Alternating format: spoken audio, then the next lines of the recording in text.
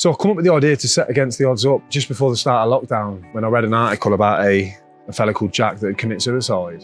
And when I was reading the article, a lot of the stories hit home and were quite personable. It was almost like they were writing that about me. So it was a really strange moment, but I decided to then set against the odds up to do something about it. I requested my spend and discovered that I'd spent over £250,000 on gambling from the ages of 16 to 28. It was sort of a bit of a no-brainer really to try and get out to as many young people as possible and get my story across really. Now I'm in a position where I haven't had a bet in 2.5 years nearly. I've already reached over nearly 1,000 students since I've set the business up in terms of delivery and raising that awareness piece around the gambling industry and further risk of addiction. We're losing 400 plus people a year to gambling related suicide. So that's more than drug addiction, alcohol addiction.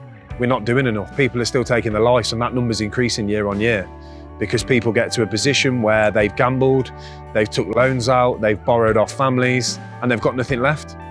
Only the last couple of years, people have been opening up and we've been seeing more mainstream articles in media. But before that, gambling addiction was almost looked upon as, yeah, just sort it out, you'll be fine. It's your problem. It wasn't looked as an addiction like other things. There should be more of us that are sharing personal stories and trying to help the younger generation because we're not doing enough as a country.